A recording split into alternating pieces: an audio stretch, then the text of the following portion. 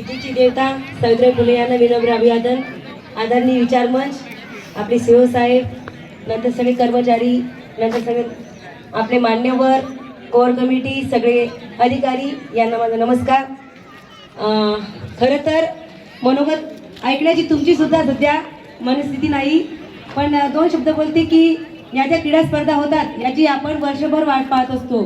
आणि जेव्हा क्रीडा स्पर्धेचं नाव घोषित होते की आता होणार आहेत, तेव्हा आपण आपल्या घरातल्या बॅटी, रिंग, रॅकेट याच्यावरची धूळ झटकून, आपल्या मनावरची धूळ झटकून, आपल्या कामाचा व्याप, आपल्या मानसिक शारीरिक सगळा व्याप सोडून आपण इथे येतो. त्याबद्दल सगळ्या खेळाडूंचे, कलाकारांचे खूप खूप आभार. आणि इथलं जी व्यवस्था होती, मैदानावरची असो किंवा जेवणाची व्यवस्था असो, वैद्यकीय सेवा असो, सेवा एकदम छान होत्या. त्याबद्दल सगळ्या अधिकारी वर्गांचे खूप खूप धन्यवाद. आणि जेव्हा क्रीडा स्पर्धा घोषित होतात तेव्हा आम्ही आमच्या घरासमोर एक मैदान आहे, तिथे रिंग खेळायला सुरुवात करतो, बॅडमिंटन खेळायला सुरुवात करतो.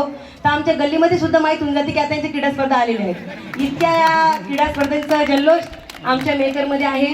आणि इथली जी 3 दिवस जेवणाची सोय होती ती अत्यंत छान होती. म्हणजे आमच्या ज्या माता भगिनी आहेत यांच्यासाठी तर माहेरसारखंच होतं की खाणे पिणे आणि खेळणे, म्हणजे कामाचा व्याप सोडून इथे सगळ्यांनी खुश आनंदी असं वातावरण होतं.